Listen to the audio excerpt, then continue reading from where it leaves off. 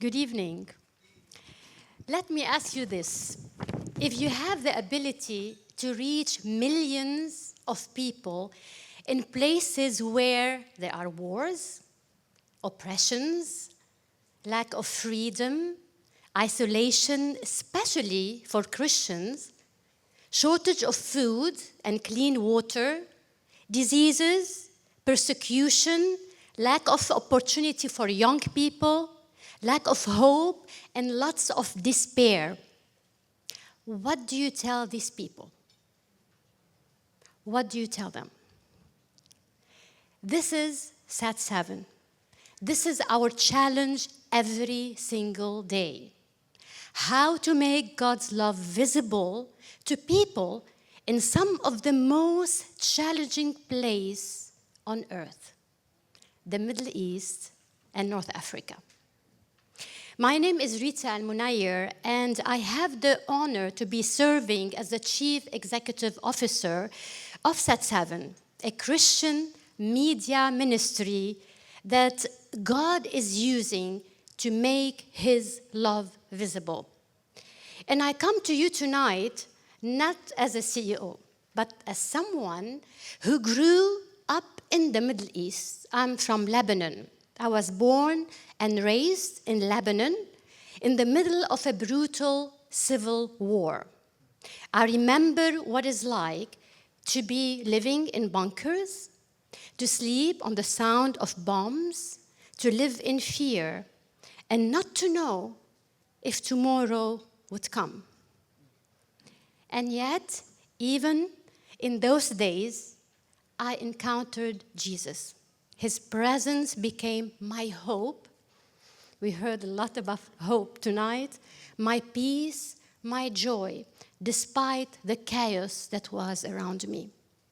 And today, my greatest passion is to share this hope that I experienced when I was a young girl to millions of people in the region, people who are still living with war, oppression, poverty, and this is exactly the mission of SAT7. And for those of you who are wondering, what is SAT7? Let me describe it this way. SAT7 is a bouquet of different satellite channels. This is first. Broadcasting to more than 670 million people in the region. 80% of the region, the Middle East and North Africa, they depend on satellite television as their only source of information, education, and entertainment. How does satellite work? You go to a shop, you buy a receiver, you pay $70, you hook it to a television set, and suddenly you can watch more than 1,000 free-to-air satellite channels. And we are among these channels. And bit by bit, SAT7 grew. So we were one channel, and then after many years, 2 channels, 3 channels, and now we are 4 channels. 2 channels in Arabic. One of them is broadcasting for the family. So you have a lot of films, soap operas, music videos, live programs. And another also channel in Arabic for children, 24 hours, 7, for children, broadcasting God's love to these children. The 3rd channel is in Farsi, SAT7 Pars, broadcasting for Iran and Afghanistan. And the 4th channel is SAT7 Turk, broadcasting for Turkey. So we started in 1996, and in fact, this year we're celebrating, next year, we're celebrating 30 years of broadcasting in the region. And in 2021, we started the video on demand, knowing that a lot of people, young people, they're maybe not watching television anymore, so they want to go online. So we started our video on demand, an app that you can put it on Android or iOS, and then you can watch our channels free to air, streaming on this app, and also all the video on demand programs. And the response for this is tremendous. We have around, I'll just give you a few statistics, we have around almost 14 million known viewers or viewers, according to our research, that admit that they're watching Christian satellite television. In 2024 alone, we had 28 million views a year on YouTube. 87,000 conversations where people ask about the hope and the love and the salvation and the forgiveness of Jesus Christ. We had 1.3 million unique views on Sat7 Plus. Sat7 Plus is the app I told you about. And we had more than 2 million Facebook fans. Our studio location, we have one studio in Turkey, in Istanbul, another studio in Cairo, in Egypt, one studio in Beirut, Lebanon, studio in Cyprus, the island of Cyprus, Limassol, and one studio in England, in the UK. 250 staff and more than 500 freelance. And the staff that I'm talking about, these people are like me. They lived the oppression, they lived war, they lived challenges, and they're determined to make a difference in their society and culture. The majority of the staff are Muslim converts, especially when we're talking about the staff in Turkey and the Iranian staff. The Iranian staff, they are, the majority of them are in Cyprus and in the UK. And they're showing their faces on the screen knowing that they can never, ever go back to Iran because they showed their faces and a lot of people know that now they are a Muslim convert. And before I share with you a few stories, because I know that you will love stories about the impact of Sat7 in the region, let me just pause a little bit and show you a video just to give you an example of the kind of programs we have done or broadcast in 2024.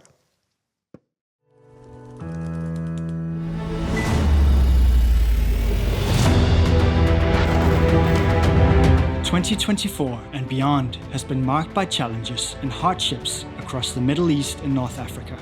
Yet, through it all, God has been faithful, using Sat7 to bring light into places of darkness. The people of our region have faced profound crisis. In the Holy Land, violence has devastated children and families. Through Sat7, church leaders shared messages of hope and encouragement. In Lebanon, violence reached its worst point in nearly 20 years. Yet, Sat7's Beirut studio continued broadcasting, offering comfort and support amid chaos. In Sudan, millions were forced to flee as violence swept through the country. Sat7 raised the voices of the steadfast Sudanese church, carrying prayers, testimonies, and God's enduring message of hope. In Afghanistan, women's voices and education have been restricted, but through Sat7 programs like Son of Hope, God's love still reaches Afghan homes.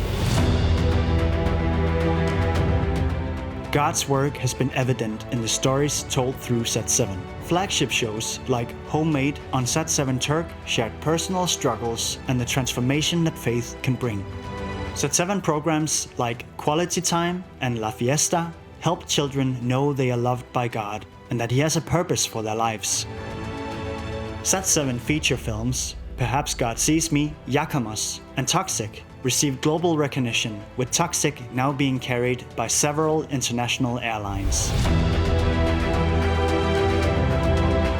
For Sat7, walking the faith journey with our viewers is a core part of our ministry.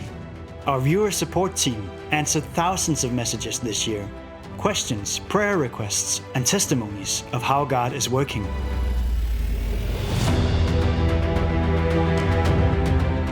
God continues to open doors for Sat7 to reach more people in new ways. The Sat7 Plus app expanded its reach this year, having been downloaded over 200,000 times, bringing Sat7's content into the home.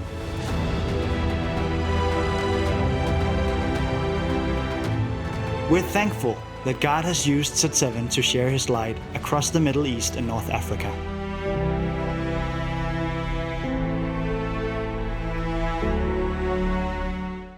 I have a special connection with television because during the war in Lebanon, we were like hiding in bunkers as kids, and we were very, very afraid. And my dad would come to the bunker and to distract us, my sister and myself and my cousins and the neighbors, the children who are hiding, to distract us from what's happening outside. He will bring a television set to the bunker. And the television set was black and white. And now you know that I'm old. So black and white. And he will hook it to a car battery because we didn't have electricity. And he will let us watch television. And when the bombs are heavier outside and louder, he will come into the bunker and put the volume up. And bit by bit, television became a refuge for us. So that's why when I grew older and I became a Christian, committed Christian, and my sister as well, both of us studied media and wanted to make a difference in the life of children, saying, yes, it's a refuge. Television is a refuge, but it should be a refuge with a message. And for many years, I've been 30 years in this ministry, I could see the hands of God working in the hearts of children, of their parents, of youth. And we are in the business of changing the news that you see on television to be good news. This is what we do. We're not bringing a gloomy situation from the Middle East. We have hope. We have hope because the church is on its knees every single day praying and never giving up. So let me just share with you a few samples of the feedback that we get to Sat7 channels. This is a mother from Gaza, and she's a Christian. And yes, there are Christian people in Gaza. She wrote to us saying, your prayers are keeping me alive. My children fall asleep each night listening to Sat7 Kids. They hear songs about Jesus' love when outside all we hear are explosions. So think about that. In a war zone, children are sleeping with songs of hope in their ears. From Iran, a young woman secretly watching our Farsi channel, Sat7 Pars, and said, I thought God had abandoned me. Through your programs, I discovered Jesus. Now, even though I cannot go to church, I know I am part of his family. So as in a nation where following Christ means maybe death, this lady found her hope in Jesus Christ.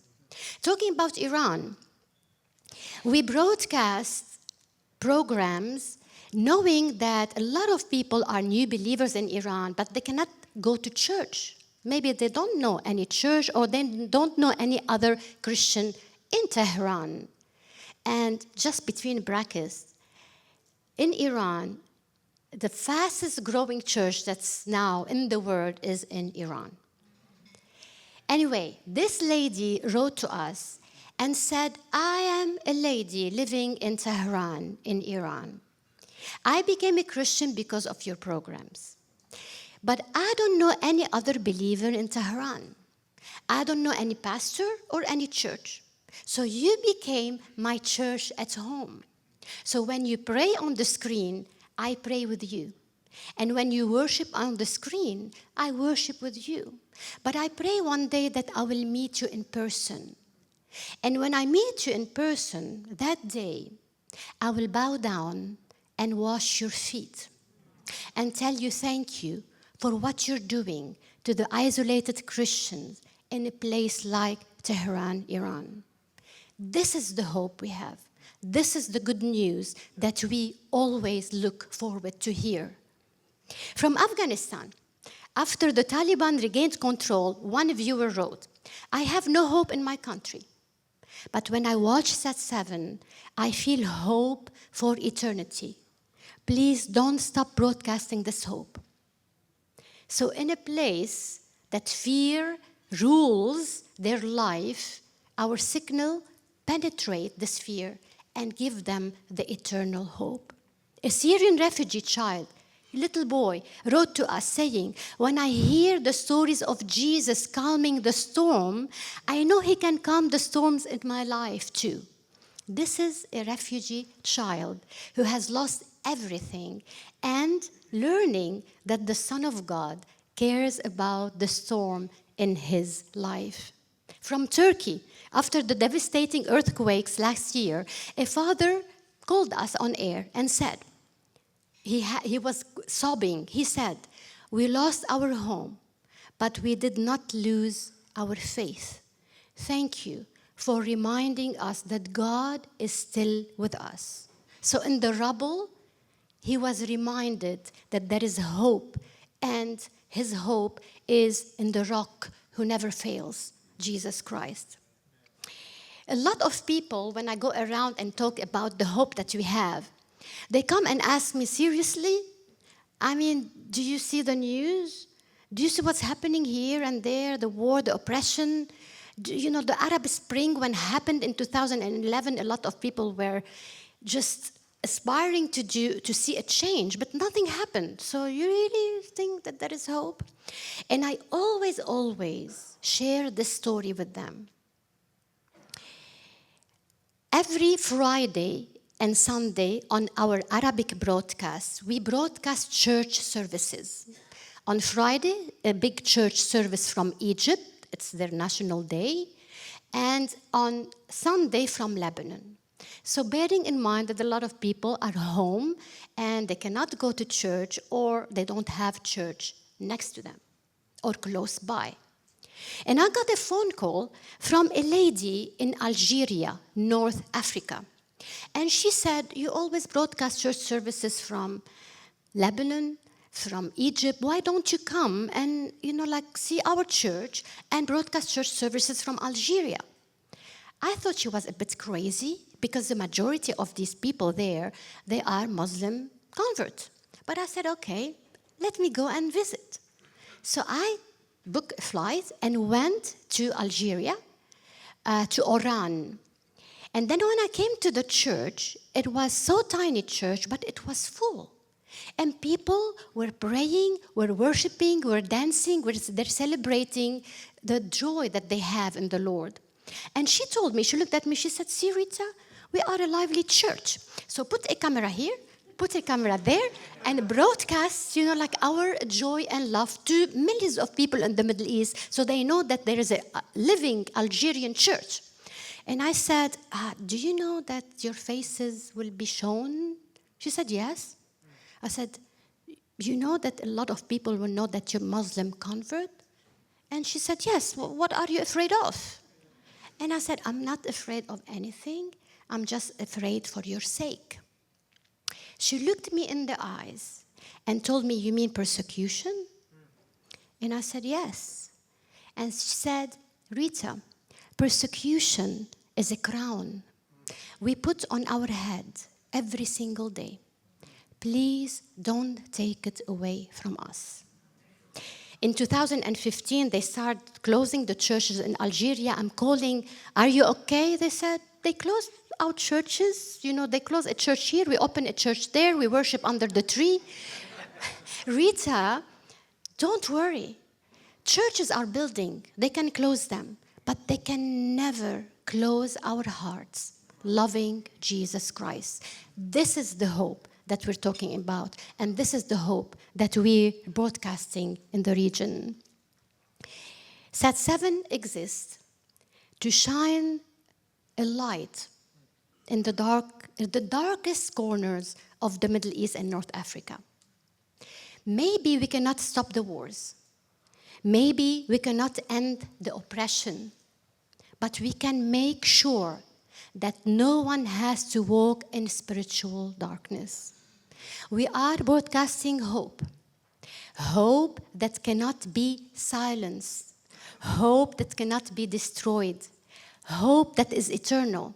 Remember, Jesus said, "I will build my church, and the gates of hell shall not prevail against it." This is the church in the Middle East and North Africa. Forget about what you see on the news. There is a church there that never giving up, and they're ready to sacrifice their lives for the sake of everybody experiencing and tasting the love of Jesus Christ. We broadcast hope that is eternal. And this hope is not a strategy. This hope is a person called Jesus Christ. Thank you.